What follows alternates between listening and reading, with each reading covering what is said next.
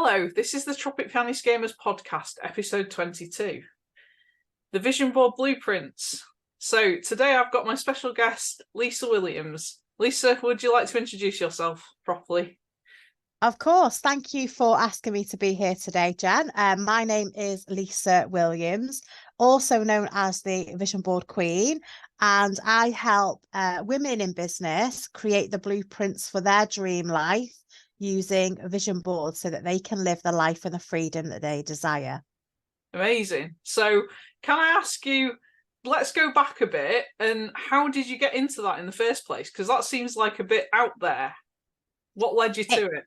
Absolutely. It's a very bold statement to make. I am the vision board queen is a very big statement to make. So back in 2017 was when my journey towards self-discovery began. I was in quite a dark place in my personal circumstances. I had just gone through my second miscarriage at that time. And I was very much stuck in a rut in life, living on that hamster wheel of work, home, bed, work, home, bed. And I didn't really have any purpose in life. And I definitely didn't feel very in love with myself or my body because I felt my body had failed me. So it was at that point I wanted or I needed to start to learn to love myself. I stepped into the world of direct selling, which I know, Jen, you are very much part of with the tropic element of your business. And that was when I started to tap into personal development. During this time, I was introduced to the concept of the law of attraction, vision boarding, and I dabbled in it, didn't fully understand it. And then in 2018, I created my very first vision board. And the first thing that I actually put on my vision board that was quite bold was to meet Gary Barlow and have a selfie with him. Gary Barlow has been an idol of mine since the age of about 7 or 8. So, and I have pretty much gone to most Take That concerts in my life. That was quite a bold statement to put on, was to meet Gary Barlow and have a selfie with him. And if you have been to a concert like that or in that region, the chances are quite slim because you don't get to see them. They're usually small while you're at the back of the audience or wherever you get. So it was a very bold thing to do. And it actually happened a few months later. And that was when I really realized that this stuff really does work. Okay. So that's when I started to look into it a little bit more, started to learn more about how it works and how to connect your vibrations with it, started visualizing more. And I then trained in 2019 to become a vision board facilitator.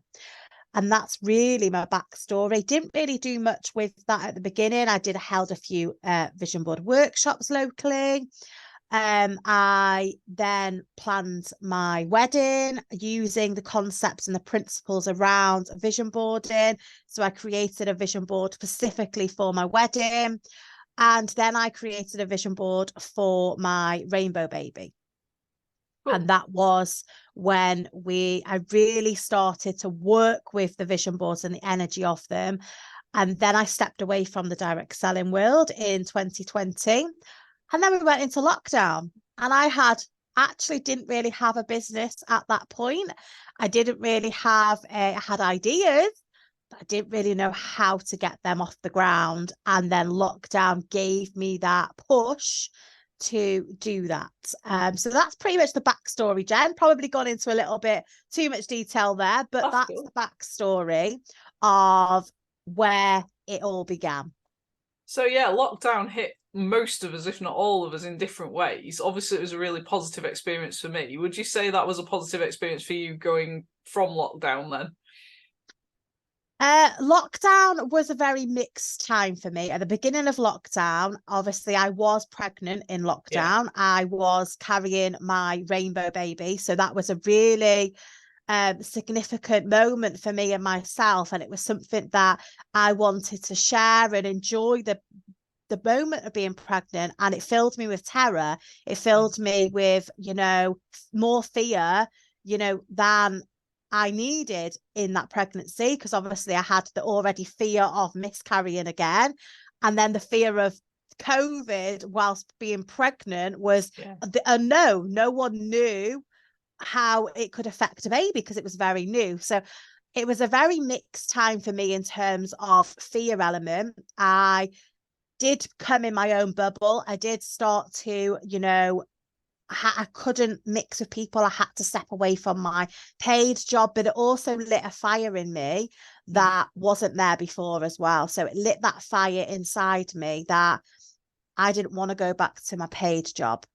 I wanted to work from home. I wanted to live that dream life of not having to answer to a boss. So it lit a fire in me that I didn't know was there.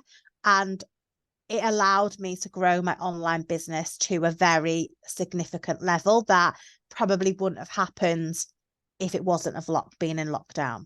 So at that point, I would say, so you lit a fire. Did your vision board reflect that, or was that separate to the vision board idea? The vision board itself was definitely updated in lockdown. It became that new vision, that new fire, that new direction. And yes, it was a massive part of that journey. Yeah. So you actually coach other people to create their vision boards now, don't you? Yeah, so part of my business is helping other people create that vision. But the biggest part of the business is more about helping people stay focused and connected with that vision so that they can actually achieve that vision. So actually creating the vision board is quite a simple process in terms of it's not complicated. You establish what you want, you find the pictures, and you put it onto a board, or in your case, a box, because I know that you use a box. So that part of the business isn't actually as complicated as what people might think looking from the outside in. But the actual part of the business that people need to work towards those visions and clear those resistances that have around them, working on that inner belief system, that is the biggest part of the business that really does help people achieve the dreams and desires that they have. Yeah, because when I first came across you in lockdown, I saw vision boards and I found them quite overwhelming because it was just like, there's this big vision, how do you get to it? So I think the mindset work and the focus bit is the bit before it that you have to kind of get around to appreciate your vision boards more. Would you say that? Yeah, that I do. Yeah, Jen, I would say that. I think the more inner work that you do on your mindset and your self-belief will massively help you believe that those visions are possible. Okay. So if you don't do that work, when you're sticking a picture of, let's say, a holiday that's like seems like a lifetime away, you won't believe it's possible, and you'll start questioning, well, I'm never going to get there. Only people who are millionaires might get to go on holidays like that.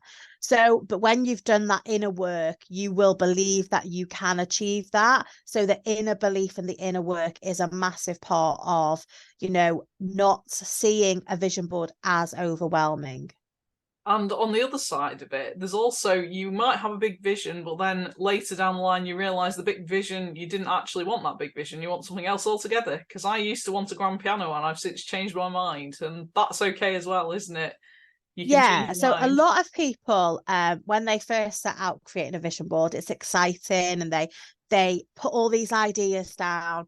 But the more inner work that you do, the more inner growth that you do with yourself, some of those visions that you might have put down in the early days of your vision board journey are not relevant as you've grown, because your direction might change, or your opinions might change, or your, what you actually desire will change.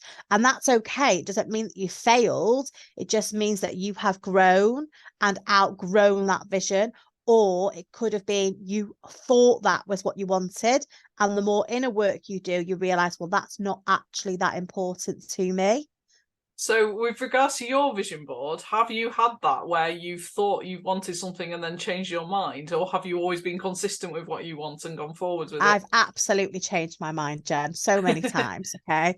So I the first thing that I put on there, one of the first things, was to achieve top level in the direct selling industry. I stepped away from the direct selling industry because it didn't align to me anymore, and that changed my whole business. So, but it didn't mean that I failed in that direct selling industry. I absolutely learned so much about myself and business in general that was a massive achievement. Even getting where I did get in that company was a huge achievement. But that was one thing that I changed because I wasn't aligned with that anymore. It didn't sit with me and my visions anymore. Another thing that I have actually taken on and taken off my vision board is writing a book, which my book was launched last week. And I originally put a book on my vision board. I'm going to say around 2020, I had a book on my vision board. And I took it off my vision board when I was part of a collaboration book with yourself in Jen, in Scene. And I kept it off thinking, I've achieved that now. I've done that. I don't need to do that again. But then over the last year or so, probably say last 18 months, that kept coming back. And I kept like, well, why is it coming back? I've achieved it. I don't need to write a book. And I kept trying to talk myself out of it. But then I really listened and I was like, no, I do need to do my own book, which is why it then went back on the vision board. So things can come off and go back on as well. Yeah. So what made you decide to want to write a book? Because obviously I've written a book too. The reason why I've decided to write a book is because I want more people to live the life that they deserve. Okay. Live the life that they are destined for. And by writing my book, it's going to help people be able to do that through blocks that they may have, through beliefs that they're holding on to, through their inner programming that they need to change.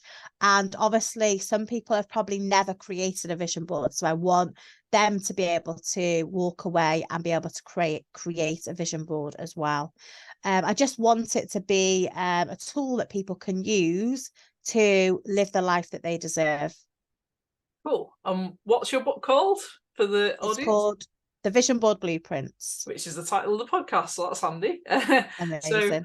So, where are we able to find you if we want to track you down and ask questions?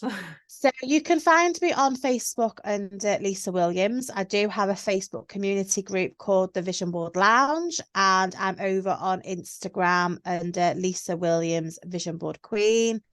And you can also find me on my podcast, the Vision Board Blueprints podcast, or you can type into Amazon Vision Board Queen and you should find the book there. Plenty of places to find you then. Yes, you're very visible because you're one of my main influences, of course, of how to get visible and how to build your business. So, yes, thank you for being a guest on my podcast today. I hope you've enjoyed. Thank you very much, Jem. All right.